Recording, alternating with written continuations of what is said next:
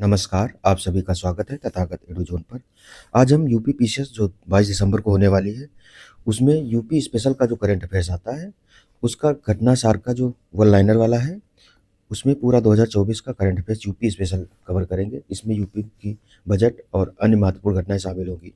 हमने बिहार के लिए भी घटना सार का ही यूपी स्पेशल जो बिहार स्पेशल वाला था, उसको गौर किया था, उसमें से ठीक-ठाक क्वेश्चन फँसे थे। तो उम्मीद है कि यूपी में भी ये आइडिया जो है काम आएगा। तो चलो शुरू करते हैं। इसमें जो पहली हमारी न्यूज़ है, उसमें देखते हैं कि उत्तर प्रदेश डिजिटल मीडिया नीति जो है 2024 में है, तो इसमें क्या-क्या प्रावधान किए गए हैं। इसमें पहला है कि उत्तर प्रदेश के मुख्यमंत्री जो हैं योगी आदित्यनाथ की अध्यक्षता में 23 अगस्त 2024 को हुई कैबिनेट की बैठक में उत्तर प्रदेश डिजिटल मीडिया नीति 2024 को मंजूरी दी गई है। इस नीति में जहां सोशल मीडिया पर काम करने वाली एजेंसी व फर्म के लिए विज्ञापन की व्यवस्था की गई है, तो जो बड़े चैनल हैं उनके लिए विज्ञापन की भी व्यवस्था की गई है। वहीं अभद्र व आपत्तिजनक या राष्ट्र विरोधी पोस्ट डालने पर कानूनी कार्रवाई का भी प्रावधान कर दिए गए हैं। प्रदेश की जन कल्याणकारी इसमें क्या है, तो प्रदेश सरकार की जन कल्याणकारी लाभकारी योजनाओं और उपलब्धियों की जानकारी और उसके लाभ को लोगों तक डिजिटल व सोशल मीडिया के माध्यम से पहुंचाने के लिए यह नीति बनाई गई है। तो यूपी की जो मतलब योजनाएं हैं जन जन तक पहुंचे, उसके लिए भी इसका यूज किया जाएगा। और जो अभद्रजनक टिप्पणियां हैं या देश विरोधी गतिविधियां हैं, उन पर भी रोक लगाने के लिए इसका यूज किया जाएगा। इसके तहत जो एक्स यानी कि जो ट्विटर था पूर्व, फेसबुक, इंस्टाग्राम, यूट्यूब पर प्रदेश सरकार की योजनाओं और उपलब्धियों पर आधारित कंटेंट, वीडियो, ट्वीट्स, पोस्ट और रील को प्रदर्शित किए जाने के लिए इनसे संबंधित एजेंसी व फर्म को विज्ञापन देकर प्रोत्साहित किया जाएगा। इससे बड़ी संख्या में रोजगार का सृजन होगा। तो रोजगार सृजन तो होगा ही। इस नीति के तहत सूचीबद्ध होने के लिए यानी कि ट्विटर, एक्स, फेसबुक, इंस्टाग्राम और यूट्यूब में से प्रत्येक को सब्सक्राइबर व फॉलोअर्स के आधार पर 4 श्रेणियों में बांटा गया है। तो जो चैनल चुने जाएंगे वो सब्सक्राइबर और फॉलोअर्स के आधार पर चुने जाएंगे। जो इंस्टा पे फॉलोवर वगैरह होते हैं इंस्टा या ट्विटर पे, तो इस तरीके से यूट्यूब पर सब्सक्राइबर होते हैं। जो इनके कितनी 4 श्रेणियों में बांटा गया है। ये एक्स, फेसबुक व इंस्टाग्राम के अकाउंट होल्डर, संचालक, इन्फ्लुएंसर को भुगतान के लिए श्रेणीवार अधिकतम सीमा में कम से कितने, तो 5 लाख रुपए, 4 लाख रुपए, 3-3 लाख रुपए प्रतिमाह निर्धारित किया गया है। जो यूट्यूब पर है, वीडियो, शॉर्ट्स, पॉडकास्ट भुगतान के लिए श्रेणीवार जो अधिकतम सीमा है 8 लाख रुपए, 7 लाख रुपए, 6 लाख और 4 लाख रुपए प्रतिमाह निर्धारित की गई है। अभी सोशल मीडिया में आपत्तिजनक पोस्ट डालने पर पुलिस द्वारा जो आईटी एक्ट 2000 है, उसकी धारा 66E और 66F के तहत कार्रवाई की जाती है। अब प्रदेश सरकार पहली बार ऐसे मामलों पर नियंत्रण के लिए ये 2024 वाली जो नीति लेकर आई है, इसके तहत कार्रवाई की जाएगी। अभी तक 2000 में आईटी एक्ट आया था भारत सरकार का, उसी के तहत 66E धारा और 66F जो है, उसके तहत कार्रवाई की जाती है। फिर इसके तहत दोषी पाए जाने पर 3 साल से लेकर उम्र कैद यानी कि राष्ट्र विरोधी जो गतिविधियां होंगी, उनमें 3 साल से लेकर के उम्र कैद तक की सजा का प्रावधान किया गया है। इसके अलावा अभद्र एवं अश्लील सामग्री पोस्ट करने पर आपराधिक मानहानि के मुकदमे का भी सामना करना पड़ सकता है। अगर मतलब सोशल मीडिया पर कंटेंट अगर आपका आपराधिक या अश्लील पाया जाता है, तो उसके आधार पर कार्रवाई की जा सकती है। प्रदेश के 5 शहरों को आईटी सिटी बनाने का प्रस्ताव किया गया है, तो इसमें ये इंपॉर्टेंट हो सकता है। एक तो डिजिटल मीडिया नीति जो है कब आई है, तो ये 23 अगस्त 2024 को जारी की गई है। यूपी की है पहली डिजिटल मीडिया नीति है। और उसके बाद में इसमें क्या-क्या है, श्रेणियाँ कौन-कौन, 4 श्रेणियों में जो अकाउंट्स चयन किया जाएगा, प्रति माह कितना दिया जाएगा, उससे ज़्यादा क्वेश्चन नहीं। 4 श्रेणी है, ट्विटर, फेसबुक, इंस्टाग्राम और उसके बाद में आईटी की धारा ये पूछ सकता है। स्टैटिक भी जीएस में आता है, तो आईटी की धारा 2000 वाली है, उसके तहत कौन सी 66E और 66F के तहत अभी तक प्रावधान था। अब जो है डिजिटल मीडिया नीति जो 2024 वाली है, उसके तहत इसमें किया जाएगा। अब अगला जो मेन इसमें इससे इंपॉर्टेंट क्वेश्चन हो सकते हैं। प्रदेश के 5 शहरों को आईटी सिटी बनाने का प्रस्ताव है। इसमें योगी सरकार अब प्रदेश को ग्लोबल आईटी हब का भी एक ब्रांड बनाने की तैयारी कर रही है। प्रदेश के 5 शहर कौन-कौन, गौतम बुद्ध नगर, लखनऊ, कानपुर, वाराणसी और प्रयागराज को आईटी सिटी के रूप में विकसित किया जाएगा। तो सीधे-सीधे ये इन पाँचों का नाम पूछ सकता है कि कौन-कौन से हैं या कौन-कौन से नहीं हैं। इसमें गौतम बुद्ध नगर को आईटी और आईटीईएस का हब बनाया जाएगा, तो ये मेन इंपॉर्टेंट है। इसको हम कोशिश करेंगे कि टेलीग्राम पर भी मतलब सीधे-सीधे डाल दें या कुछ फॉर्म में करा दें। इसमें से क्वेश्चन आने की पूरी-पूरी संभावना है, ये डाटा जो है। तो गौतम बुद्ध नगर को आईटी या आईटीएस का हब बनाया जाएगा। लखनऊ को आर्टिफिशियल इंटेलिजेंस और मशीन लर्निंग का हब बनाया जाएगा। तो ये क्वेश्चन लखनऊ को आर्टिफिशियल इंटेलिजेंस, एआई का केंद्र और मशीन लर्निंग का केंद्र बनाया जाएगा। ये इंपॉर्टेंट सबसे ज़्यादा है। फिर कानपुर को ड्रोन और रोबोटिक्स तथा वाराणसी और प्रयागराज को इंजीनियरिंग रिसर्च एंड डेवलपमेंट के हब के रूप में विकसित किया जाएगा। तो ये जो पाँचों शहर हैं, पाँचों शहर इंपॉर्टेंट हैं। कोई भी एक क्वेश्चन आ सकता है इसमें से, क्योंकि इसी तरीके के क्वेश्चन जो यूपी में है आने की संभावना हमेशा रहती है। फिर आईटी क्षेत्र के लिए भूमि बैंक बनाना और आईटी सिटी एवं आईटी पार्कों को विकसित करना का काम अब तेज हो गया है, तो इन पांचों शहरों में ये व्यवस्था की जाएगी।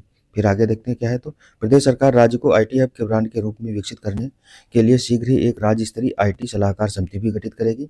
उत्तर प्रदेश में दुनिया के पहले एशियाई किंग गिद्ध संरक्षण का केंद्र का उद्घाटन किया गया।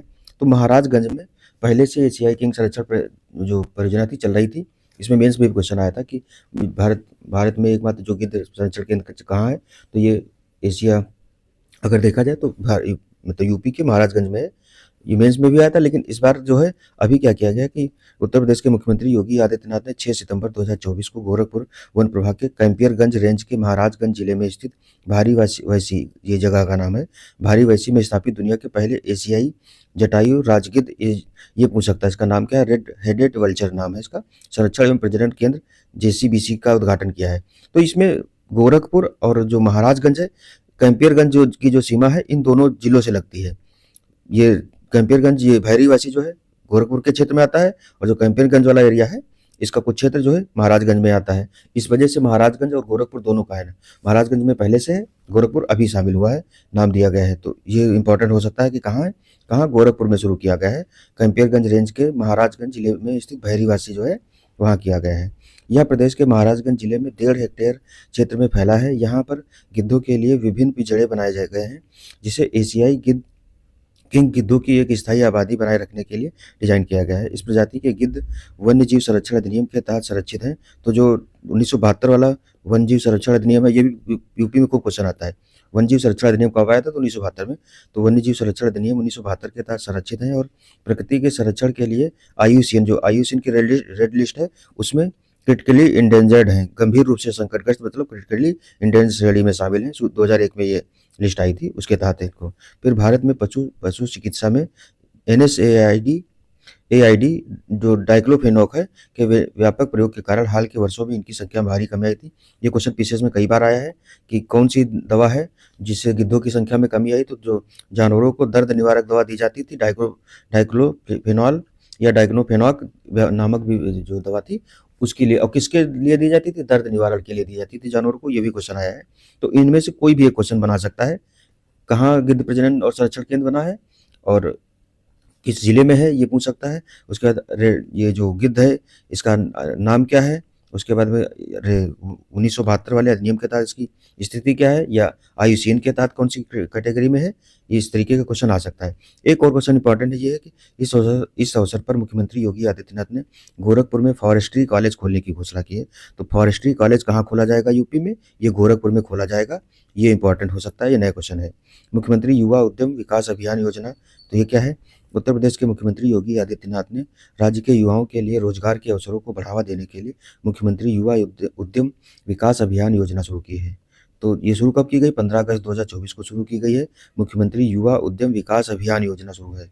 उसके बाद राज्य सरकार मुख्यमंत्री युवा उद्यम विकास अभियान योजना के तहत राज्य के युवा उद्यमियों को वित्तीय सहायता प्रदान करेगी। योजना के तहत राज्य सरकार ने राज्य में 10 लाख नए एमएसएमई स्थापित करने का लक्ष्य रखा। तो कितने, 10 लाख नए एमएसएमई बनाने के लिए इसका लक्ष्य रखा गया है।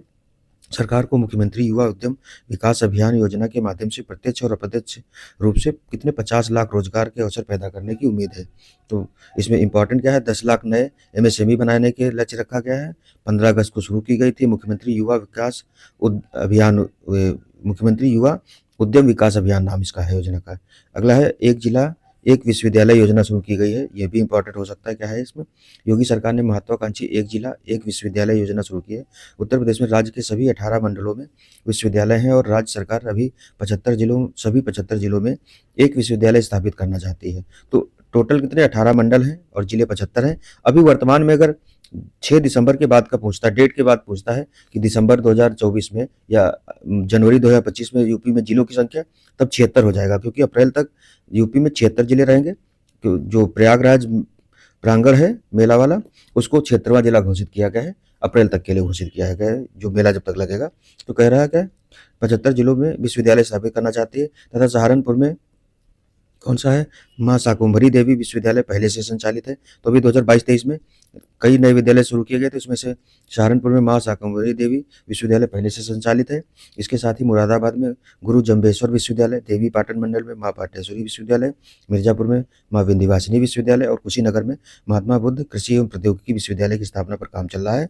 तो ये क्वेश्चन इनमें से पूछ सकता है कि कौन-कौन से ये विश्वविद्यालय जो हैं कहाँ स्थापित किए गए हैं। तो सहारनपुर में माँ शाकंभरी देवी विश्वविद्यालय, मुरादाबाद में जम्बेश्वर विश्वविद्यालय, गुरु जम्बेश्वर, देवी पाटन में माँ पाटेश्वरी, मिर्जापुर में विंध्यवासिनी और कुशीनगर में महात्मा बुद्ध जो है। कुशीनगर में ये अंतर्राष्ट्रीय एयरपोर्ट भी है, वहाँ काला नमक जो इसका क्या बोलते हैं, बौद्ध केंद्र के रूप में इसका विकास किया जा रहा है कुशीनगर का। फिर अगला है, इस अवसर पर मुख्यमंत्री ने कहा कि आजमगढ़ के महाराज जो सुहेलदेव विश्वविद्यालय और अलीगढ़ में राजा महेंद्र प्रताप विश्वविद्यालय कार्यरत है। तो आजमगढ़ में महाराजा सुहेलदेव विश्वविद्यालय और अलीगढ़ में ये नया खोला गया था, राजा महेंद्र प्रताप विश्वविद्यालय कार्यरत है। महाराजा महेंद्र, हाँ। फिर अगला है जो उत्तर प्रदेश के 8 रेलवे स्टेशनों के नाम बदले गए हैं। ये इंपॉर्टेंट हो सकता है क्योंकि मैक्सिमम इसमें जो करंट अफेयर्स दिए गए हैं उनमें से कोई भी क्वेश्चन बन सकता है। तो इसको कम से जितनी बार आप देखेंगे, और पीडीएफ ये वाली हम शेयर कर देंगे टेलीग्राम पर, इसको लेकर के आपके पास अगर घटनासार है तो उससे पढ़िए, नहीं तो ये पीडीएफ दे देंगे तो आप इसको रिवाइज करके उसके बाद में वीडियो देखेंगे तो फायदा बहुत ज़्यादा होगा। अगला है, उत्तर प्रदेश के 8 रेलवे स्टेशनों के नाम बदले गए। तो अगस्त 2024 में केंद्रीय रेल मंत्रालय द्वारा उत्तर प्रदेश के अमेठी जिले, तो यूपी की जो अमेठी जिला है जो लखनऊ मंडल के तहत आता है, कि 8 रेलवे स्टेशनों का आधिकारिक तौर पर नाम परिवर्तित किया गया। तो एक ही जिले के ये जो अमेठी है वहीं के नाम परिवर्तित किए गए हैं। अमेठी की पूर्व लोकसभा सांसद स्मृति ईरानी ने फरवरी में गृह मंत्रालय को नाम बदलने का प्रस्ताव दिया था, जिसे मार्च 2024 में मंजूरी मिल गई थी, लेकिन लोकसभा चुनाव के दौरान आदर्श आचार संहिता के कारण इसके क्रियान्वयन में देरी हुई थी। लोकसभा चुनाव को भी लेकर के हम एक नया वीडियो बनाएंगे, और ओलंपिक और पैरालंपिक जो है, क्योंकि क्वेश्चन उन दोनों से आने की पूरी संभावना है।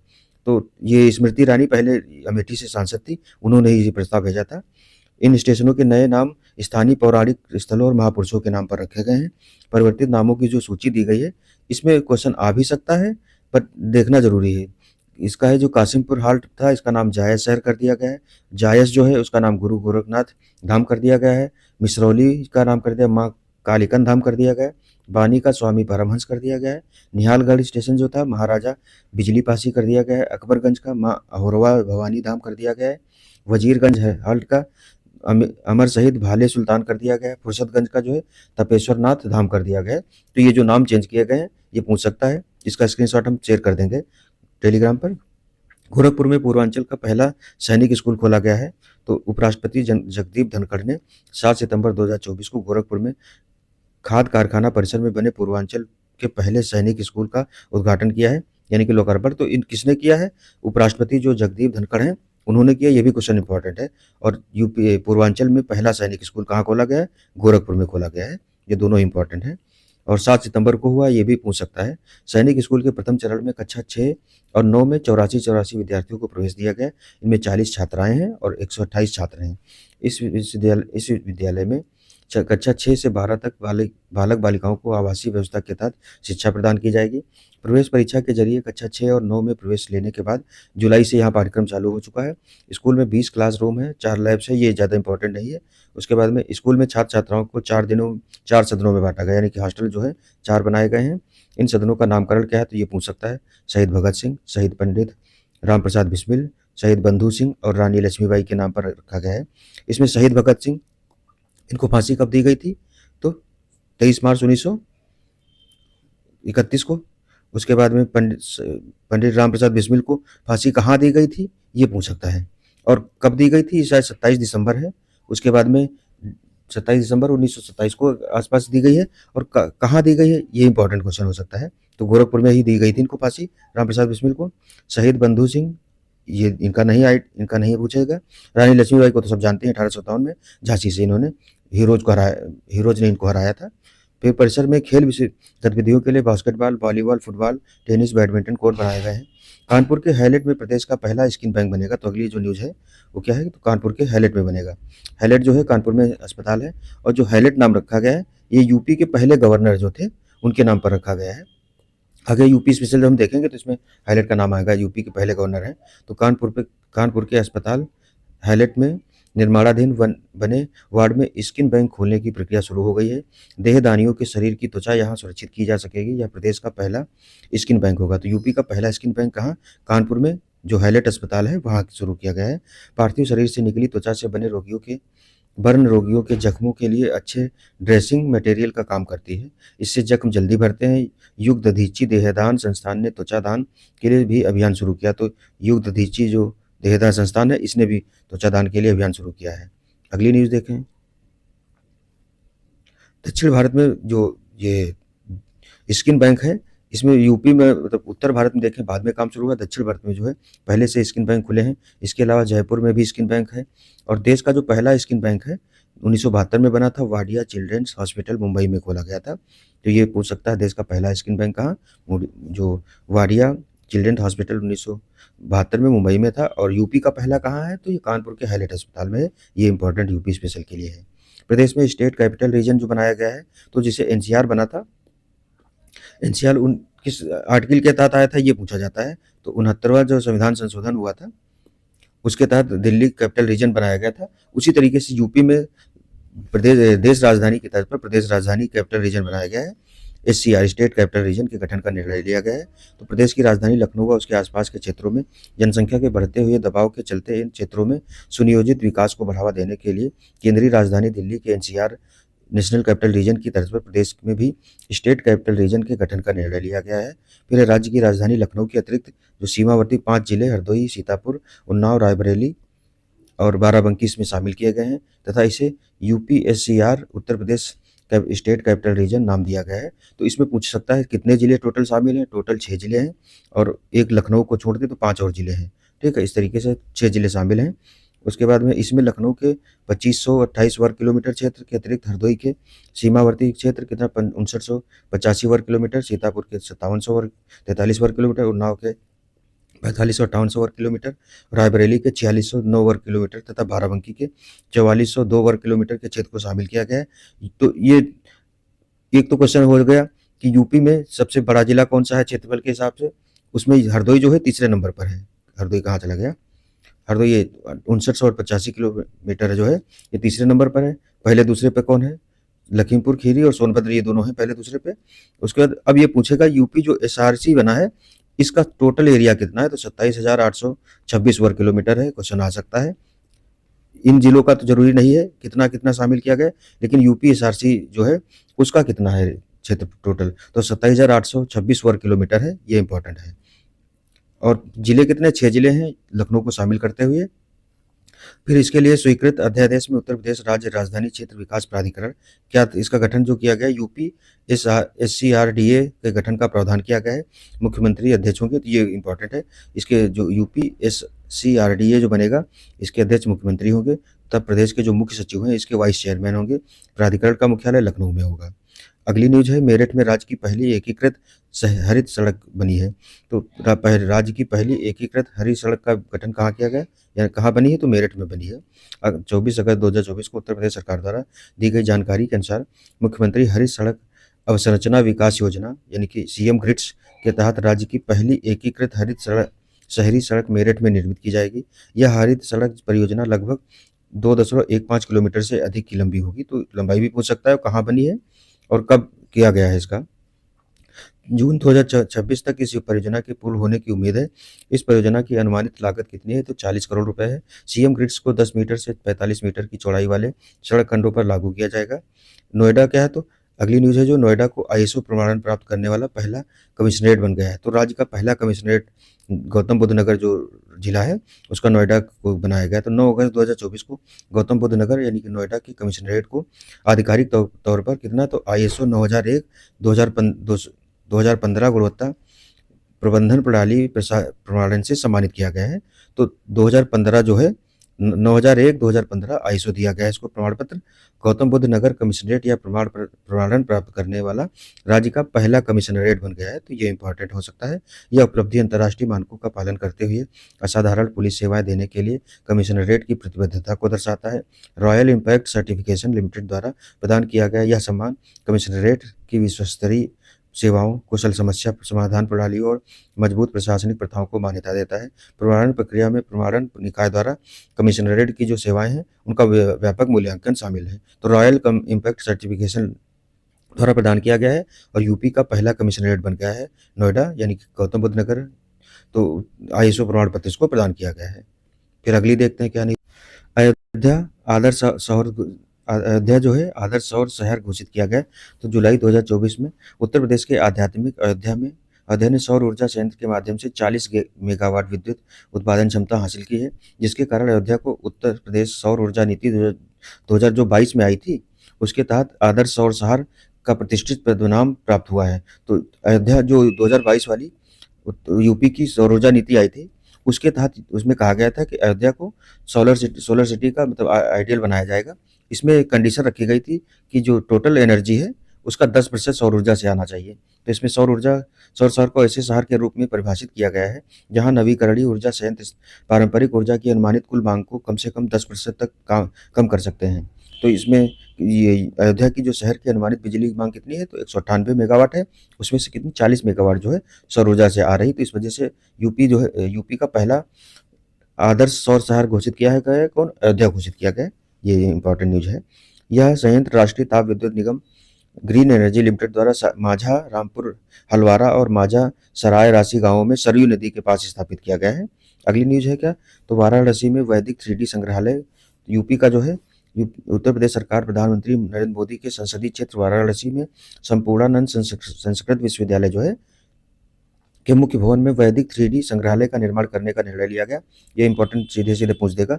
वैदिक 3D संग्रहालय का निर्माण कहाँ किया जा रहा है, तो वाराणसी में किया जा रहा है। यह अत्याधुनिक संग्रहालय भारतीय ज्योतिष, खगोल विज्ञान और वैदिक साहित्य को समर्पित होगा। संग्रहालय वैदिक साहित्य के विकास को प्रदर्शित करेगा, जिसमें 16 संस्कार, 64 कलाएं, 18 विद्या स्थानों के साथ साथ भारतीय ऋषियों के योगदान को दर्शाया जाएगा और शास्त्रार्थ यानी कि आध्यात्मिक प्रवचन की परंपरा को पुनर्जीवित करने के लिए एक मंच के रूप में काम करेगा। ऐतिहासिक सरस्वती भवन में सुरक्षित दुर्लभ पांडुलिपियां, जिनमें राजपंचाध्यायी, श्रीमद्भागवत गीता और दुर्गा सप्तशती शामिल है, इनको शामिल किया गया है। ये 3D संग्रहालय है। एक क्वेश्चन आया था, 3D जो मंदिर है भारत का वो कहाँ है, तो वो तेलंगाना के मुलुगु करके है, वहाँ पर है, तेलंगाना में है 3D जो मंदिर है।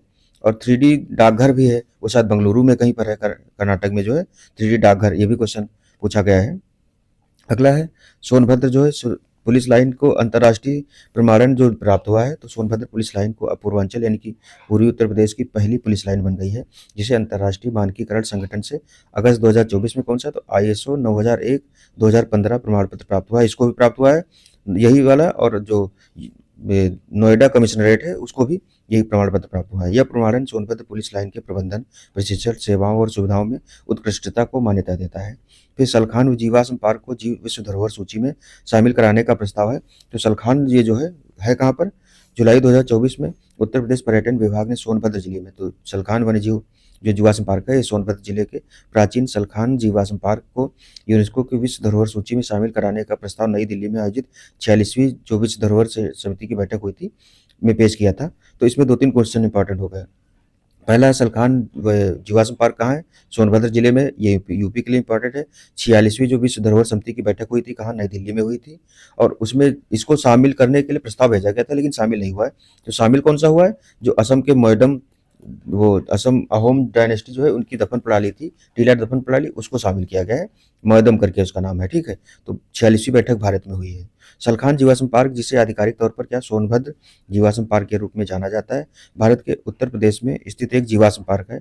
यह सोनभद्र जिले में राजमार्ग कितना है, तो SH5A पर सलखान गांव के पास रॉबर्ट्सगंज से 12 किलोमीटर दूर स्थित है। पार्क में लगभग 1400 मिलियन वर्ष पुराने जीवाश्म होने का अनुमान है। सोनभद्र जीवाश्म पार्क में पाए जाने वाले जीवाश्म शैवाल और स्टोमेटोलाइट प्रकार के हैं। तो ये यूपी के सोनभद्र जिले में है। इसको जो विश्व धरोहर सूची में शामिल कराने के लिए भेजा गया था, लेकिन असम वाला जो है उसको मिला है। यह पार्क कैमूर वन्यजीव अभ्यारण्य से सटे कैमूर रेंज में लगभग 25 हेक्टेयर क्षेत्र में फैला हुआ है। 8 अगस्त 2002 को जीवाश्म पार्क के रूप में औपचारिक रूप से इसका उद्घाटन किया गया था। तो 2008 में इसका उद्घाटन किया, 2002 में किया गया था 8 अगस्त को। अब एक और क्वेश्चन यहाँ पर बनता है, कैमूर वन्यजीव अभ्यारण्य जो है इसको बिहार के दूसरे टाइगर रिजर्व के रूप में, बिहार का दूसरा जो टाइगर रिजर्व है, मान्यता मिल गई है। तो बिहार में 2 टाइगर रिजर्व हो गए हैं। इस तरीके से ये भी क्वेश्चन भी आ सकता है। लखीमपुर खीरी में बायोप्लास्टिक पार्क, तो ये क्वेश्चन यूपी में इम्पॉर्टेंट है कि यूपी का पहला बायोप्लास्टिक पार्क कहाँ स्थापित किया गया, तो लखीमपुर खीरी में है। उत्तर प्रदेश सरकार ने प्लास्टिक प्रदूषण से निपटने हेतु प्रदेश के लखीमपुर खीरी जिले के गोला गोकरणनाथ तहसील जो है कि कुंभी गाँव में बायोप्लास्टिक पार्क की स्थापना की है। कहाँ, तो लखीमपुर खीरी में की गई बायोप्लास्टिक पार्क। फिर ट्रांसमिशन लाइनों को जोड़ने के मामले में यूपी जो है शीर्ष राज्य रहा है। तो केंद्रीय विद्युत प्राधिकरण ने मई 2024 में जारी आंकड़ों के अनुसार 2023-24 में राज्य ट्रांसमिशन कंपनियों द्वारा ट्रांसमिशन लाइनों को जोड़ने के मामले में उत्तर प्रदेश देश में शीर्ष राज्य के रूप में उभरा है। 2022-23 में भी यूपी राज्य उपयोगिताओं के सूची में शीर्ष स्थान पर रहा है। तो 2023-24 में यानी कि 24 वाले जो आंकड़े जारी किए गए उसमें यूपी जो है फर्स्ट राज्य के रूप में रहा ट्रांसमिशन जो है उसके मामले में। फिर 2023-24 में राज्य सरकार के स्वामित्व वाली Uttar Pradesh power transmission corporation limited यूपीपीटीसीएल ने 220 केवी या उससे अधिक की 1460 के सीकेएम यानी सर्किट किलोमीटर ट्रांसमिशन लाइनें जोड़ी हैं। फिर जो आरती हैं, ये बिहार विशेष में क्वेश्चन आया था इस करंट में। आरती को अमल क्लूनी महिला सशक्तिकरण पुरस्कार जो है 22 मई 2024 को उत्तर प्रदेश के बहराइच जिले की 18 वर्षीय जो है ई रिक्शा चालक है। तो पूछा था जो इनको अमल क्लूनी अवार्ड मिला है आरती को, ये इनका पेशा क्या है, तो ये क्या है, ई रिक्शा चालक है। को लंदन में प्रिंस ट्रस्ट अवार्ड समारोह में अमल क्लूनी महिला सशक्तिकरण पुरस्कार कौन सा मिला है, तो अमल क्लूनी महिला सशक्तिकरण पुरस्कार दिया गया है। आरती जो है बाराबंकी की रहने वाली है, सॉरी बहराइच की रहने वाली है ये, और ये ई रिक्शा चालक हैं। फिर से सम्मानित किया गया है। उन्हें सरकार की पिंक ई रिक्शा पहल जो है के तहत कार्य के माध्यम से अन्य युवा लड़कियों को प्रेरित करने के लिए सम्मानित किया गया है। पिंक ई रिक्शा पहल महिलाओं के लिए सुरक्षित परिवहन प्रदान करती है। उन्हें यह पुरस्कार उन्होंने समारोह इंग्लैंड के लंदन में स्थित बर्मिंघम पैलेस जो है वहाँ प्रदान किया गया। बर्मिंघम पैलेस जो है ये राष्ट्रपति जो वहाँ के हैं उनका आवास है। आरती आत्मनिर्भर बनने के लिए राष्ट्रीय शहरी आजीविका मिशन के तहत शहर की सड़कों पर पिंक ई रिक्शा चालक हैं। तो राष्ट्रीय शहरी आजीविका मिशन के तहत पिंक ई रिक्शा चालक हैं। अमल क्लूनी महिला सशक्तिकरण पुरस्कार का नाम प्रसिद्ध अंग्रेजी बैरिस्टर जो है अमल क्लूनी के नाम पर रखा गया है। यह पुरस्कार British charity Prince trust international, Kings trust international द्वारा प्रायोजित होता है। तो इम्पॉर्टेंट यही है कि बहराइच जिले की आरती जो है ये ई रिक्शा चालक हैं, इनको पिंक ई रिक्शा चालक हैं, उनको कौन सा अमल क्लूनी अवार्ड दिया गया है लंदन यानी कि जो ब्रिटेन द्वारा दिया जाता है। फिर यूपी का पहला इको फ्रेंडली रोमा क्लस्टर जो है ये कहाँ बना है, तो ये क्वेश्चन पूछा जा सकता है कि यूपी का पहला इको फ्रेंडली रोमा क्लस्टर 16 मई 2024 को वैज्ञानिक एवं औद्योगिक अनुसंधान परिषद CSIR जो है कि central institute of medicinal and aromatic plants जो है ये इंपॉर्टेंट है हो सकता है। जो सीमैप है वो कहाँ है, तो लखनऊ में है। ये लखनऊ में सीमैप है। ये क्या है, तो central institute of medicinal and aromatic plants ने बाराबंकी के भगोली गांव में, तो जो यूरोमा क्लस्टर जो शुरू किया गया कहाँ, बाराबंकी के भगोली गांव में उत्तर प्रदेश का पहला सस्टेनेबल एरोमा क्लस्टर लॉन्च किया गया है। ये इंपॉर्टेंट हो सकता है इतना। फिर CIMP द्वारा सीमैप द्वारा 30 किसानों की भूमि पर पर्यावरण अनुकूल तरीके से सुगंधित पौधों की खेती कर सस्टेनेबल एरोमा क्लस्टर विकसित किया गया है। यह क्लस्टर कृषि में टिकाऊ प्रथाओं के उपयोग का एक उदाहरण स्थापित करेगा और देश को शून्य ऊर्जन कार्बन उत्सर्जन लक्ष्य प्राप्त करने के लिए मदद करेगा। अगली जो न्यूज़ है वो है कि अभी इसी का है, सीमैप ने क्लस्टर में उच्च उपज देने वाली जो है इसमें कौन सी फसल लगाई, तो पुदीने की किस्म की लगाई है। या पौधों के कीटों और बीमारियों सहित जैविक तनाव के प्रति प्रतिरोधी है। तो पुदीना लगाया गया है। बाराबंकी में पहला यूपी का एरोमा क्लस्टर विकसित किया गया है, जहाँ यह क्लस्टर संपूर्ण राज्य में किसानों के लिए एक मॉडल के रूप में कार्य करेगा। इस अवसर पर पुदीने का तेल निकालने के लिए सौर ऊर्जा से चलने वाली इकाइयों का भी उद्घाटन किया गया है। फिर यूपी के 6 नए उत्पादों को GI टैग मिला है। तो अभी जो वर्तमान में यूपी है 6 नए उत्पादों के साथ 75 नए उत्पाद हो गए हैं यूपी के जो GI टैग प्राप्त करने वाला, और ये देश का पहला राज्य है जिसको GI टैग के मामले में यूपी पहले पे। दूसरा जो है वो तमिलनाडु है, उसको तमिलनाडु के 58 हैं जिनको GI टैग मिला, यूपी के जो 75 मिले हैं। और इसी तरीके से अगर देखें रामसर साइट में तमिलनाडु पहले पर है और यूपी जो है दूसरे पर है। यूपी के 10 शहर स्थल शामिल है, तमिलनाडु के जो है टोटल 18 हो गए हैं। और 50 जो रामसर साइट है कितनी 85 जो हैं वो हैं वर्तमान में।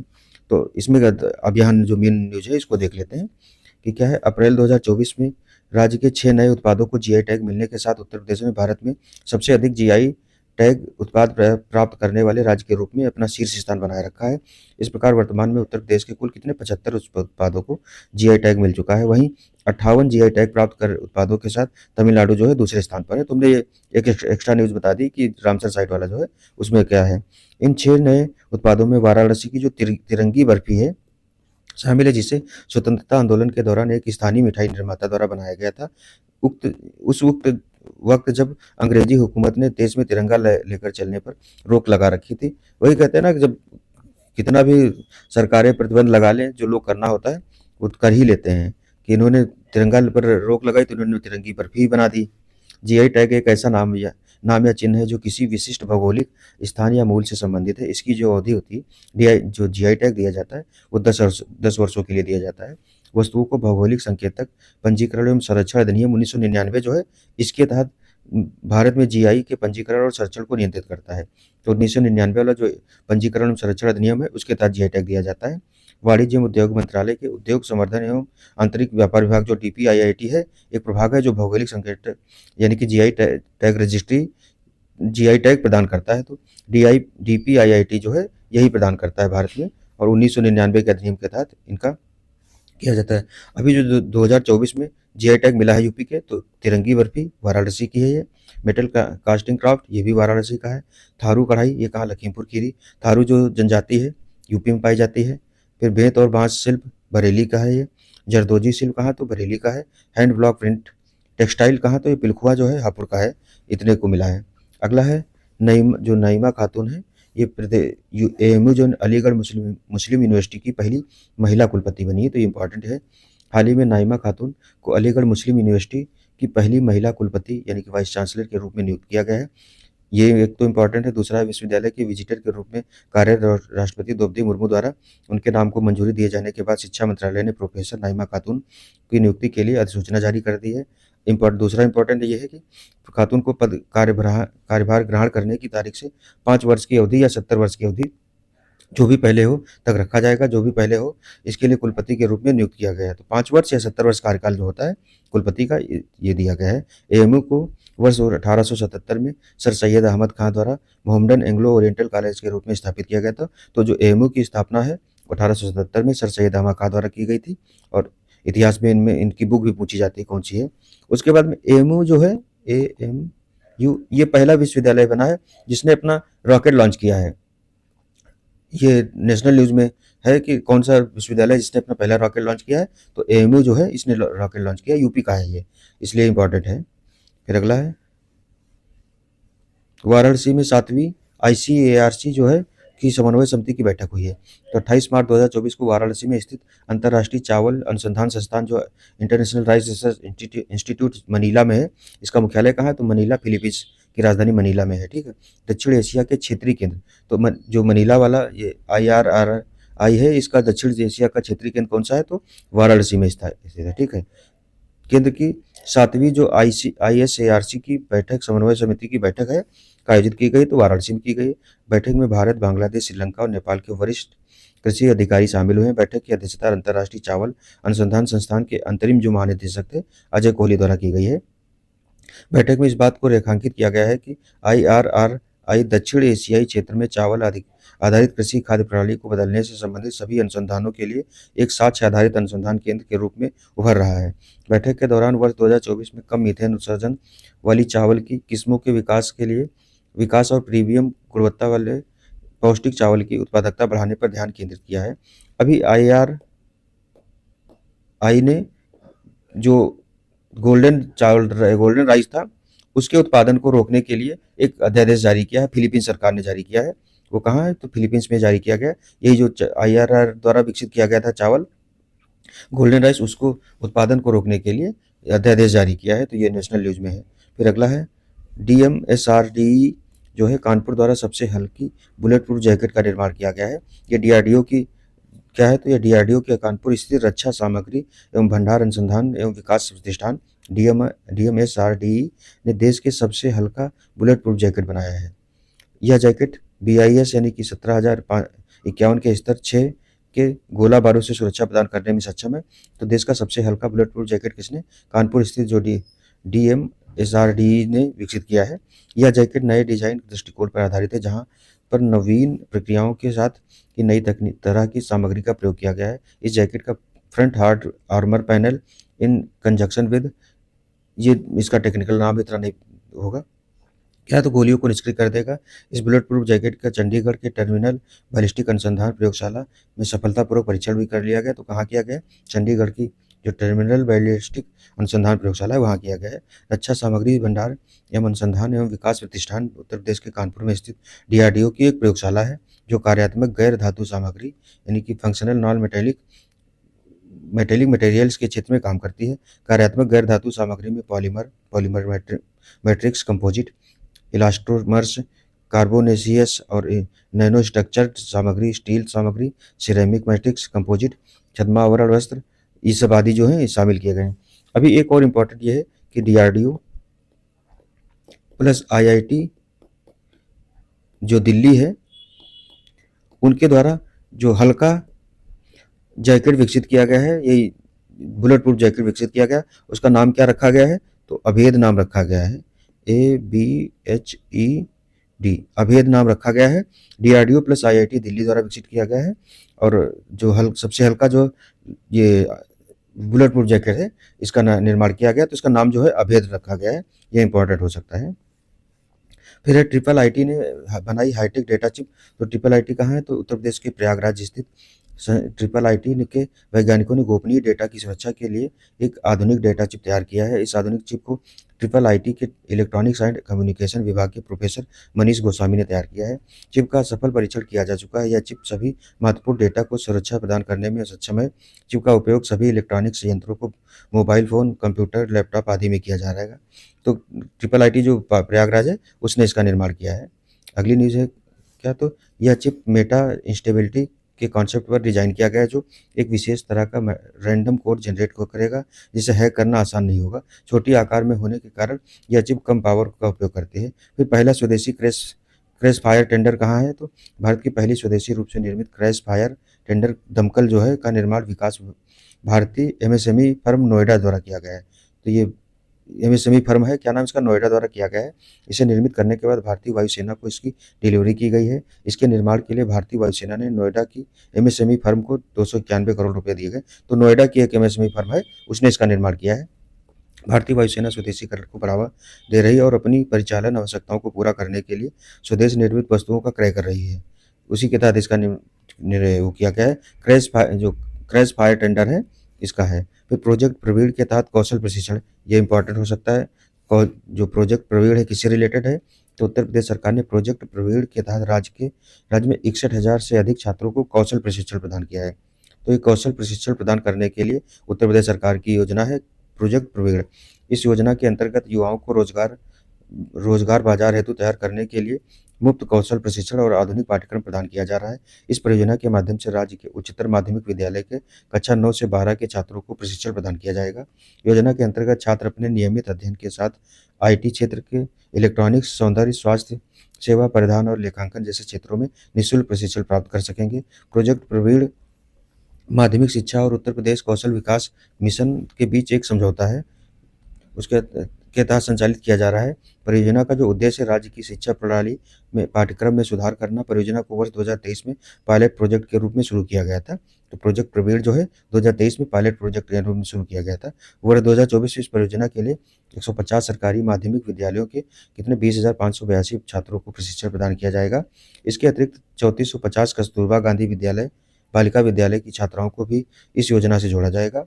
योजना के तहत प्रशिक्षण लेने वाले छात्रों को स्कूल में ही निजी प्रशिक्षण केंद्रों पर द्वारा प्रशिक्षण दिया जाएगा। तो ये इंपॉर्टेंट न्यूज़ थी कि जो प्रोजेक्ट प्रवीण है ये किससे रिलेटेड है। उत्तर प्रदेश में साइबर पुलिस स्टेशन जो है ये इंपॉर्टेंट रहा था और ये आया भी एक आध जगह है। उत्तर प्रदेश सरकार द्वारा 57 जिलों में साइबर पुलिस स्टेशन स्थापित करने की योजना है। तो ये पूछा जाएगा कितने जिलों में? 57 जिलों में है, जिसमें प्रत्येक साइबर पुलिस स्टेशन में अधिकारियों की और कर्मचारियों के लिए कितने 25 पद होंगे। तो पद इंपॉर्टेंट नहीं, कितने जिलों में, तो 57 जिलों में शुरू किया जाएगा उत्तर प्रदेश में साइबर पुलिस स्टेशन। राज्य सरकार ने राष्ट्रीय और वैश्विक स्तर पर साइबर अपराध की बढ़ती घटनाओं के जवाब में राज्य के सभी 75 जिलों में साइबर पुलिस स्टेशन निर्मित करने का निर्णय लिया है, जबकि 18 मंडलों में साइबर स्टेशन पहले से ही शुरू किए हैं। शेष 57 जिलों में भी ऐसे जो है स्थापित होंगे। तो 57 18 कितने, तो 75 हो गया ना। 75 जिलों में स्थापित करने का जो प्रोजेक्ट है 18 में पहले से संचालित है, और 57 जो जिले हैं, 18 जो मंडल हैं उनमें पहले से संचालित है, और जो 57 जिलों बचे हैं इनमें शुरू किया जाएगा। तो 57 जिलों में शुरू किया गया है। फिर अगला है चित्रकूट में बनेगा डिफेंस कॉरिडोर। ये इंपॉर्टेंट है।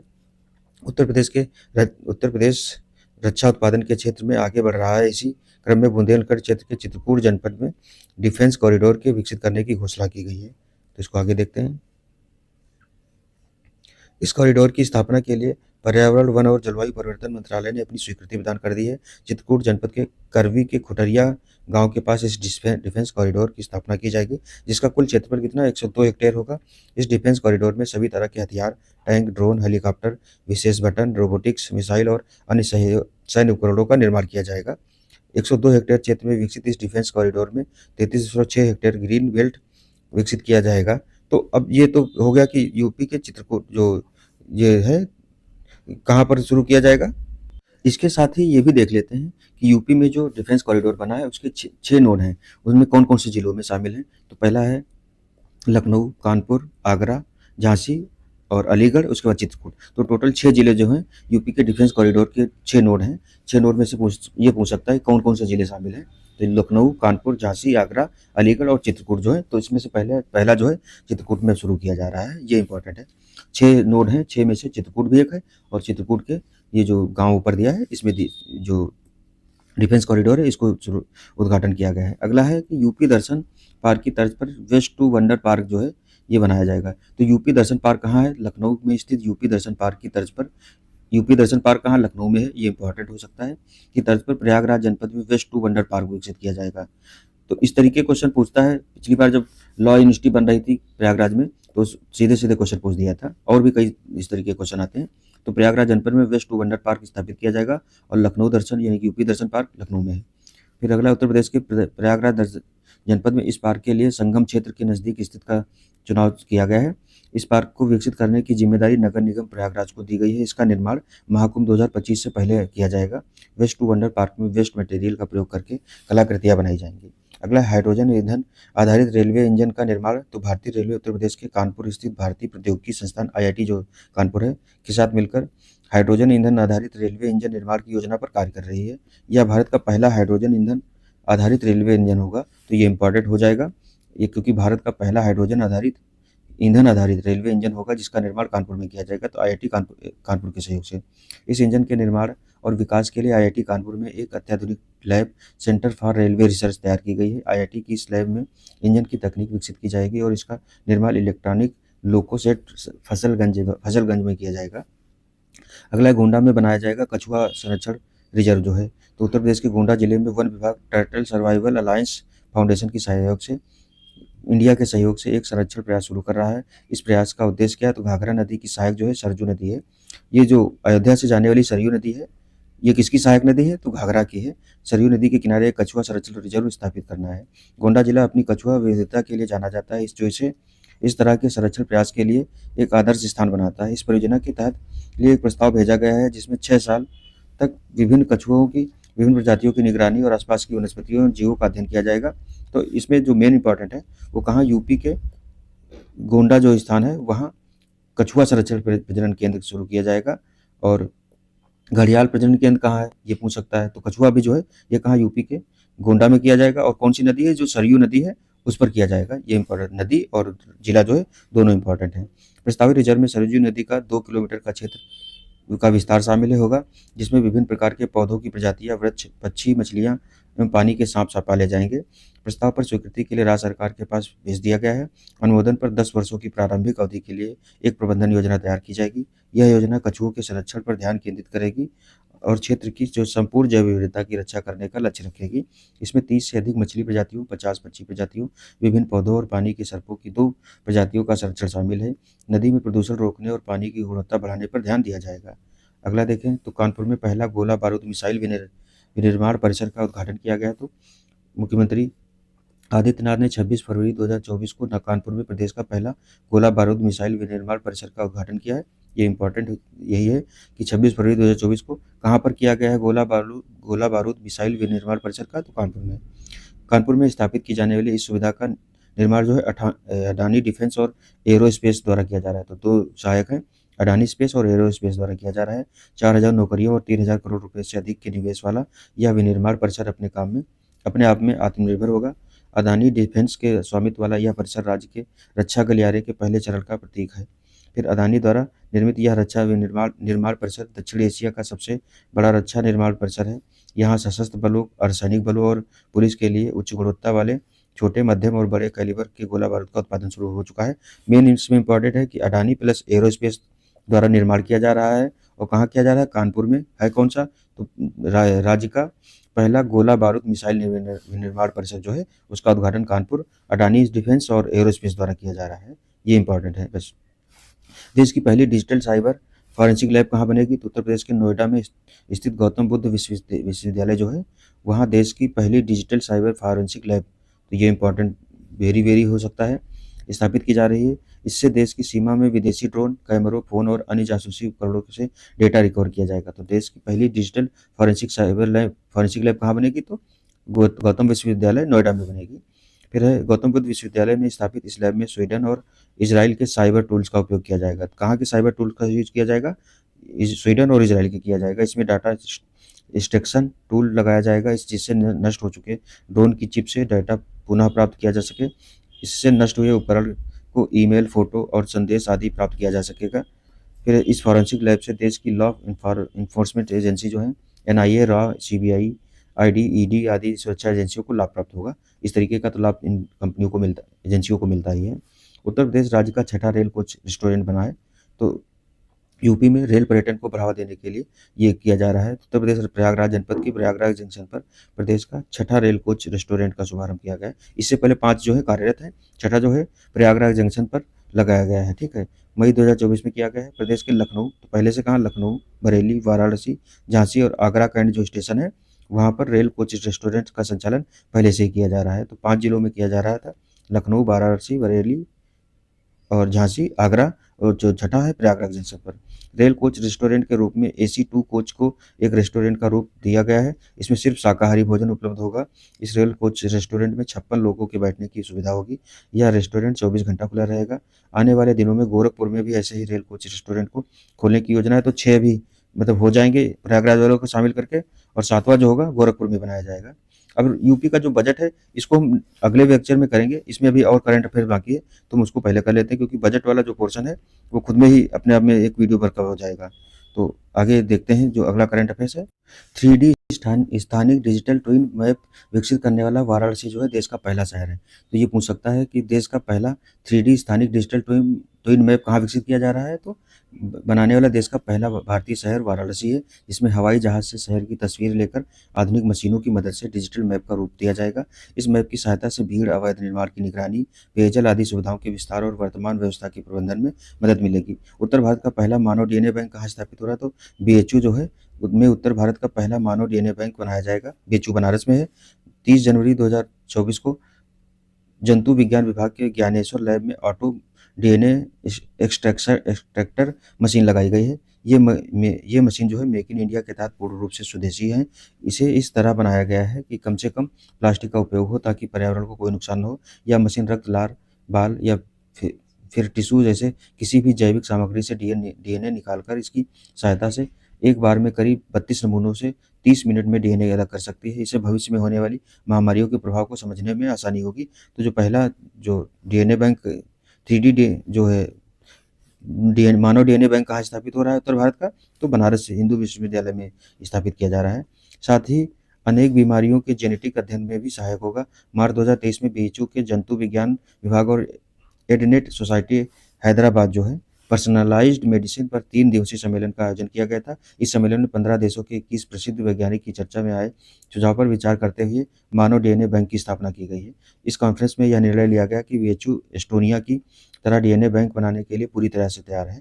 तो एस्टोनिया में DNA बैंक बनाया गया था। इसके द्वारा हर व्यक्ति की मेडिकल हिस्ट्री का विवरण एक ही क्लिक पर डॉक्टरों के समक्ष होगा। यूरोपीय देश एस्टोनिया में वर्ष 2000 के दौरान जीनोम बैंक खुला था। इसमें 20% आबादी का डाटा और आंकड़े उपलब्ध हैं। तो एस्टोनिया की तर्ज पर बनाया जा रहा है यहाँ।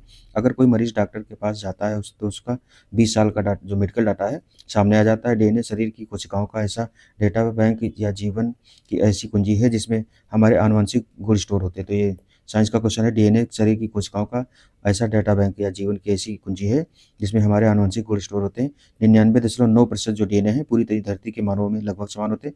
0.1% जो है हिस्सा हर आदमी अलग होता है। यही सबको एक दूसरे से अलग भी करता है। अब यूपी तथ्यसार जो है वन लाइनर है, इसको देख लेते हैं क्या क्या इसमें दिया गया है। तो पहला है, उत्तर प्रदेश में कहाँ पर देश का पहला रेलवे व रोड सिग्नेचर ब्रिज बनाने की घोषणा की गई? तो वाराणसी में गंगा नदी पर की गई है। देश का पहला हिंदी भाषा संग्रहालय कहाँ स्थापित? तो वाराणसी में। ये दोनों ही इंपॉर्टेंट हैं। उत्तर प्रदेश के मुख्यमंत्री योगी आदित्यनाथ द्वारा देश के 78वें गणतंत्र दिवस के अवसर पर 15 अगस्त 2024 को युवाओं के लिए रोजगार हेतु किस योजना की घोषणा की गई? तो मुख्यमंत्री युवा उद्यम विकास अभियान योजना जो है ये शुरू की गई है। हमने पीछे भी देखा इसको। प्रदेश का पहला स्किन बैंक कहाँ पर स्थापित किया जाएगा? तो हाईलाइट हॉस्पिटल कानपुर में स्थापित किया जाएगा। उत्तर प्रदेश के लिए हाल ही में किस निगम द्वारा वन इंडिया वन टिकट पहल की शुरुआत की गई? तो भारतीय रेलवे और राष्ट्रीय राजधानी परिवहन निगम जो है इसने शुरू किया है। प्रधानमंत्री मोदी की अध्यक्षता में 28 अगस्त 2024 को हुई कैबिनेट की बैठक में देश के 10 राज्यों में 12 औद्योगिक शहर बनाने की नीति को मंजूरी दी गई, जिनमें यूपी के किन 2 शहरों को शामिल किया गया है? तो वेरी इंपॉर्टेंट है, आगरा और प्रयागराज। तो 10 राज्यों के 12 औद्योगिक शहर बनाने के लिए मंजूरी दी गई है। उसमें यूपी के 2 हैं, आगरा और प्रयागराज शामिल है। उत्तर प्रदेश के प्रतापगढ़ का वह छात्र जिसकी टीम सामर्थ्य द्वारा निर्मित चंद्रयान 4 के रोवर मॉडल को 28 अगस्त 2024 को राष्ट्रपति द्रौपदी मुर्मू ने सम्मानित किया है। तो कार्तिक पांडे नाम इनका है।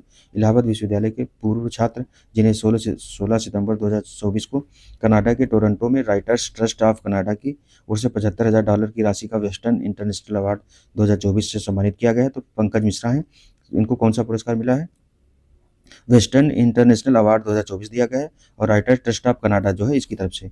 कृषि क्षेत्र में महिलाओं के सशक्तिकरण के लिए 28 सितंबर 2024 को उत्तर प्रदेश सरकार ने किस योजना को लॉन्च किया? तो कृषि सखी स्कीम जो है ये महिलाओं के सशक्तिकरण के लिए है कृषि क्षेत्र में। अगस्त 2024 में केंद्रीय रेल मंत्रालय ने उत्तर प्रदेश के लखनऊ मंडल के अंतर्गत कितने रेलवे स्टेशन के नाम परिवर्तित किए हैं? तो 8 के किए गए हैं।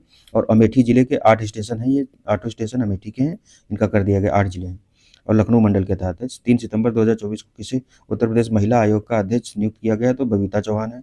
उत्तर प्रदेश में किस कंपनी ने घर घर सोलर पहल की शुरुआत की? तो टाटा पावर ने की है। उत्तर प्रदेश के किस शहर में 3 से 5 सितंबर 2024 तक सशस्त्र सेना महोत्सव का आयोजन किया गया? तो लखनऊ छावनी के सूर्य जो खेल परिसर है वहाँ किया गया है। अगली न्यूज है, उत्तर प्रदेश सरकार ने नेपाल की सीमा पर वृक्षारोपण जन अभियान 2024 के तहत किस पहल को शुरू किया? तो मित्र वन पहल शुरू की गई। 5 जून 2024 को जो विश्व पर्यावरण दिवस मनाया गया, एक पेड़ माँ के नाम जो के तहत इसमें यूपी में जो हर साल पेड़ लगाने का जो प्रोजेक्ट चलता है उसके तहत यूपी और नेपाल की जो सीमा है मित्र वन लगाए जाएंगे और हर जिले में जो वन लगाए जाएंगे, हर जिले में भी वनावरण को बढ़ावा दिया जाएगा। उसमें भी पार्क का नाम रखा गया है। भारत के निजी क्षेत्र के पहले गोला बारूद मिसाइल विनिर्माण परिसर को किस राज्य ने हाल ही में लॉन्च किया? तो उत्तर प्रदेश में किया गया। कहाँ पर किया गया? तो कानपुर में। और कौन सी 2 कंपनियां हैं? तो अडानी और एरोस्पेस 2 कंपनियां हैं। तो उत्तर प्रदेश सरकार किस शहर में वैश्विक 3D संग्रहालय का निर्माण कर रही थी? तो ये वाराणसी में कर रही है। फिर मुख्यमंत्री योगी आदित्यनाथ ने 6 सितंबर 2024 को कहाँ पर एशिया के पहले जटायु राज गिद्ध यानी कि रेड हेडेड वल्चर संरक्षण एवं प्रजनन केंद्र का उद्घाटन किया? तो ये गोरखपुर वन क्षेत्र के भारी वैसी महाराजगंज जो है गोरखपुर क्षेत्र में किया गया है और महाराजगंज भी शामिल इसमें है। दोनों क्वेश्चन आ सकते हैं। 6 सितंबर 2024 को मुख्यमंत्री योगी आदित्यनाथ ने कहाँ पर फॉरेस्ट्री कॉलेज खोलने की घोषणा की? तो ये भी गोरखपुर में खोली जाएगी। फिर 24 अगस्त 2024 को उत्तर प्रदेश सरकार ने कहाँ पर प्रदेश की पहली जो है एकीकृत हरित शहरी सड़क के निर्माण की घोषणा की? तो मेरठ में की गई है। और 2.58 करके था किलोमीटर से ज़्यादा की लंबाई रहेगी इसकी। 9 अगस्त 2024 को प्रदेश का कौन सा कमिश्नरेट जो है ISO 9001/2015 गुणवत्ता प्रबंधन प्रणाली प्रमाण पत्र प्राप्त करने वाला राज्य का पहला कमिश्नरेट बन गया? तो गौतम बुद्ध नगर जो है नोएडा का है। 9000 नहीं, ये कितना है? तो 9001 है। हाल ही में उत्तर प्रदेश के किस जिले की पुलिस लाइन को अंतर्राष्ट्रीय मानकीकरण संगठन ISO 9001 है प्रमाण पत्र मिला है? तो सोनभद्र पुलिस लाइन जो है इसको मिला है। उत्तर प्रदेश के मुख्यमंत्री योगी आदित्यनाथ ने हाल ही में राज्य में कितने फुटबॉल स्टेडियम बनाने का निर्णय लिया? तो 18 लिया है। तो राज्य में 18 फुटबॉल स्टेडियम बनाए जाएंगे, ये इम्पॉर्टेंट हो सकता है, एग्जैक्ट डाटा पूछ सकता है। उत्तर प्रदेश, हाल ही में प्रदेश सरकार ने किस भाषा के विद्यालयों के सभी छात्रों को छात्रवृत्ति देने की घोषणा की? तो जो संस्कृत विद्यालय हैं उनके जितने भी छात्र हैं उनको छात्रवृत्ति दी जाएगी। पेरिस में आयोजित विश्व पैरा ओलंपिक 2024 में उत्तर प्रदेश के किस पैरा एथलीट ने हाई जंप में स्वर्ण पदक जीता? तो ये प्रवीण कुमार है। ओलंपिक और पैरा ओलंपिक वाला वीडियो अलग से आएगा, क्योंकि इसमें क्वेश्चन बिहार में भी हमने देखा था, सीधे सीधे आ गए। तो ओलंपिक और पैरा ओलंपिक में दोनों को मिला करके हो सकता है 1 से 2 क्वेश्चन देखने को मिल जाए, तो उसके लिए अलग से वीडियो ही लाना पड़ेगा। फिर 7 सितंबर 2024 को उत्तर प्रदेश सरकार ने किसे उत्तर प्रदेश संगीत नाटक अकादमी का अध्यक्ष नियुक्त किया है? तो ये जयंत खोतनामी का है। 1 सितंबर 2024 को किसे उत्तर प्रदेश शिक्षा सेवा चयन आयोग का अध्यक्ष नियुक्त किया गया? तो ये प्रोफेसर कीर्ति पांडे हैं, इनको नियुक्त किया गया शिक्षा सेवा चयन आयोग का। कक्षा को बिना बाधित किए छात्र संघ चुनाव के लिए देश का उपयोगी सॉफ्टवेयर, जिसे हाल ही में महायोगी गोरखनाथ विश्वविद्यालय के छात्रों ने बनाया, तो इसका नाम क्या है? voting.mgug.ac.in है। जून 2024 में कहाँ पर मिले बाघों की संख्या के प्रमाण के बाद उत्तर प्रदेश सरकार ने उसे 5वें टाइगर रिजर्व के रूप में स्थापित करने की घोषणा की? तो सोहेलवा वन्यजीव अभयारण्य है, ये इसको बनाने की घोषणा की है। अभी बना नहीं है, हो जाएगा तब ये 5वां हो जाएगा यूपी का। अभी यूपी में टोटल 4 हैं, उसमें चौथा जो है रानीपुर टाइगर रिजर्व है, ये चित्रकूट में है। उसके पहले कौन सा है? तो हम देखते हैं जो लखीमपुर खीरी वाला है। तो इसमें पहला देखते हैं जो धुआ टाइगर रिजर्व है, ये भी लखीमपुर खीरी, अमनगढ़ टाइगर रिजर्व और पीलीभीत टाइगर रिजर्व, ये 3 पहले से थे। चौथा बना था 2022 में रानीपुर टाइगर रिजर्व, ये चित्रकूट वाला था। और अभी जो 5वां है, इसके लिए 5वां अभी बना नहीं है, 4 ही हैं। सोहेलवा वन्यजीव अभयारण्य है। अब इसमें एक और क्वेश्चन हो सकता है कि जो प्रोजेक्ट टाइगर है ये कब शुरू किया गया था? तो 1973 में प्रोजेक्ट टाइगर शुरू किया गया था। 1972 में वन्यजीव संरक्षण अधिनियम आया था, उसी के बाद इसको प्रोजेक्ट टाइगर जो है। और प्रोजेक्ट 1973 एक चीज़ और के लिए फेमस है, वो पॉलिटी का केशवानंद भारती केस जो है, उसको टाइगर केस ऑफ इंडिया एक तरीके से कह सकते हैं, क्योंकि मूल अधिकारों में जो वरीयता जो है और एक तरीके से जो बेसिक स्ट्रक्चर ऑफ कॉन्स्टिट्यूशन है वो लाया गया था। तो ये जो 1973 वाला है ये एक्स्ट्रा इन्फॉर्मेशन है। आगे देखते हैं क्या है। जून 2024 में उत्तर प्रदेश कैबिनेट ने टाटा सन्स के साथ कहाँ पर मंदिरों का संग्रहालय बनाने के लिए प्रस्ताव को मंजूरी प्रदान की है, जिसे Tata corporate social responsibility fund के माध्यम से वित्त पोषित किया जाएगा। तो ये अयोध्या में किया गया है। फिर अगला देखें, उत्तर प्रदेश सरकार ने कहाँ पर दुनिया का पहला एशियाई किंग वल्चर संरक्षण और प्रजनन केंद्र स्थापित करने की घोषणा की? तो महाराजगंज में। फिर मार्च 2024 में किस कार्ड को सर्वाधिक मात्रा में जारी करने वाला यूपी पहला राज्य बना? तो आयुष्मान कार्ड जो है यूपी पहले पर है। फिर मार्च 2024 में अपराध की रोकथाम तथा जांच में मदद के लिए उत्तर प्रदेश सरकार द्वारा किस एप्लीकेशन को लॉन्च किया गया? तो त्रिनेत्र 2.0 है। इसका क्या है? तो अपराध में रोकथाम और जांच के लिए मदद के लिए है ये त्रिनेत्र 2.0। फिर जून 2024 में उत्तर प्रदेश सरकार ने किन परिवारों के लिए मुफ्त बिजली कनेक्शन योजना शुरू की? तो जो बीपीएल परिवार है उनके लिए शुरू की गई, और जो उनसे ऊपर वाले हैं तो इसमें 10 किस्तों में ये शुरू की गई है। 50 रुपये की 10 किस्तों के माध्यम से ये जो मुफ्त बिजली सहज बिजली हर घर योजना सौभाग्य थी, उसके तहत बिजली कनेक्शन देने के लिए कार्य शुरू किया गया था। फिर भारत के पहले स्वदेशी रूप से निर्मित कैश फायर टेंडर यानी कि दमकल का निर्माण उत्तर प्रदेश में स्थित किस संस्था द्वारा? तो भारतीय जो एमएसएमई फर्म नोएडा में की है उसके तहत किया जाएगा। 2025 से 29 तक वैश्विक चैंपियनशिप रोड रेसिंग मोटो जीपी इंडिया का आयोजन उत्तर प्रदेश में कहाँ किया जाएगा? तो नोएडा में ही किया जाता है ज़्यादातर। उत्तर प्रदेश का वह एयरपोर्ट जिसका नाम परिवर्तित करके माँ पाटेश्वरी देवी रखने का निर्णय लिया गया? तो श्रावस्ती बलरामपुर का जो है इसको लिया गया है। हाल ही में उत्तर प्रदेश ने कहाँ पर अपने पहले ग्लास स्काईवॉक ब्रिज का अनावरण किया है? तो चित्रकूट स्थित तुलसी झरना जो है वहाँ पर किया गया है। ये भी इंपॉर्टेंट क्वेश्चन है। हाल ही में उत्तर प्रदेश के किस यूनिवर्सिटी ने छात्रों के नेत्रहीनों को उनके दैनिक जीवन में मदद करने के लिए एआई आधारित स्मार्ट ट्रैवलिंग असिस्टेंट्स विकसित किया है? तो हरकोट बटलर टेक्नोलॉजिकल यूनिवर्सिटी कहाँ की? कानपुर की है। और हरकोट जो बटलर, अच्छा वो हैलेट है, हैलेट यूनिवर्सिटी जो का मेडिकल कॉलेज है कानपुर का, वहाँ पहला स्किन बैंक शुरू किया गया है। और ये हरकोट बटलर टेक्निकल यूनिवर्सिटी में मदद करने के लिए एआई आधारित स्मार्ट ट्रैवलिंग असिस्टेंट शुरू किया गया है।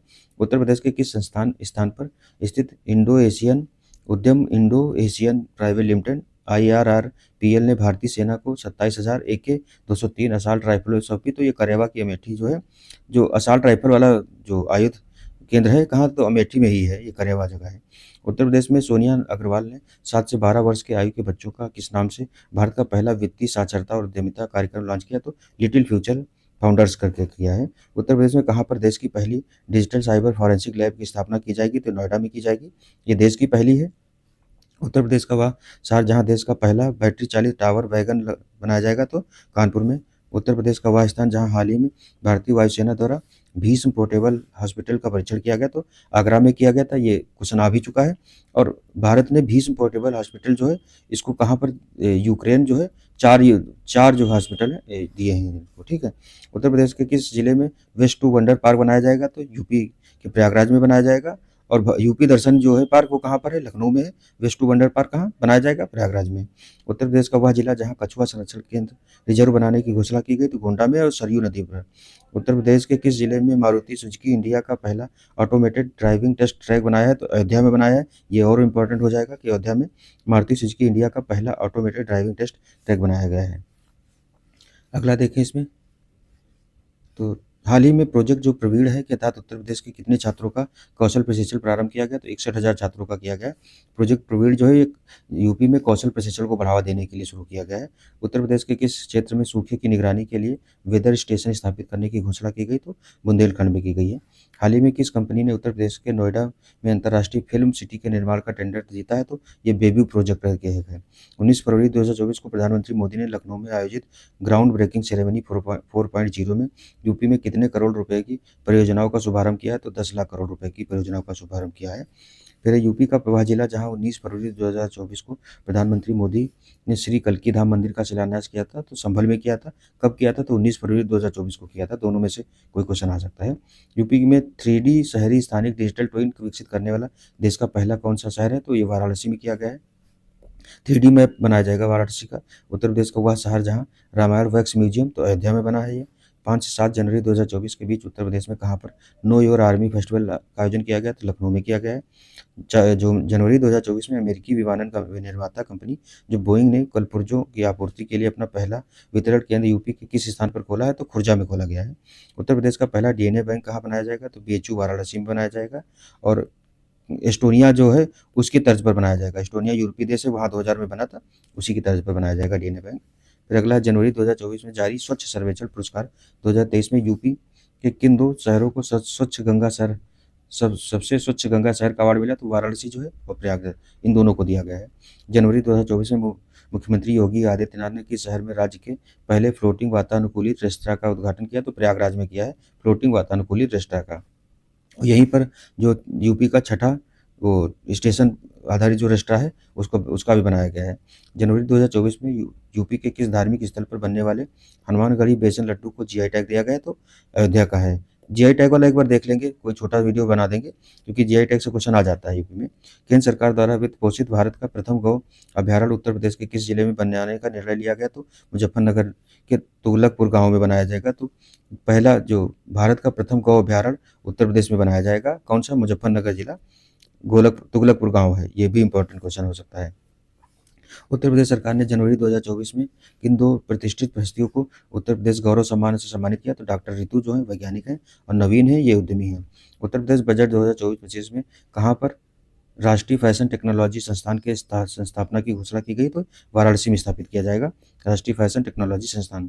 उत्तर प्रदेश राज्य बजट 2024-25 में किस क्षेत्र को सर्वाधिक बजट आवंटित किया गया तो शिक्षा को जो है सबसे ज़्यादा बजट दिया गया 2024-25 वाले बजट में भी हम देखेंगे इसे 76,035 करोड़ दिए गए हैं। 5 फरवरी 2024 को उत्तर प्रदेश में वित्त मंत्री सुरेश खन्ना ने 2024-25 का राज्य का बजट प्रस्तुत करते हुए कितने करोड़ रुपए का अब तक का सबसे बड़ा बजट राज्य का जो बजट है तो 7,36,438 करोड़ रुपए का सबसे बड़ा बजट अभी तक का यूपी का है। वित्त मंत्री कौन है तो सुरेश खन्ना है, क्योंकि बिहार में वित्त मंत्री से क्वेश्चन आया था कि कौन वित्त मंत्री है वहाँ के, तो उसी तरीके से यूपी के जो वित्त मंत्री सुरेश खन्ना है। तो ये हमारा जो यूपी स्पेशल का करंट अफेयर्स था ये हमने पूरा कंप्लीट कर दिया है। इसमें अभी बजट और आर्थिक सर्वे कुछ और रह गए हैं जो हम लेकर के आएंगे और आप इसको PDF भी हम ये शेयर कर देंगे। जितनी बार हो सके आप PDF पढ़िए प्लस करंट अफेयर्स का ये जो वीडियो है जितनी बार हो सके देखिए, तभी आपको फ़ायदा मिलेगा। तो 22 फरवरी में समय कम ही है, सॉरी 22 फरवरी नहीं 22 दिसंबर में समय कम ही है। आप लोग जितनी बार हो सके रिवीजन करिए। तब तक मिलते हैं अगले लेक्चर में, पढ़ते रहिए। धन्यवाद। जय हिंद, जय भारत।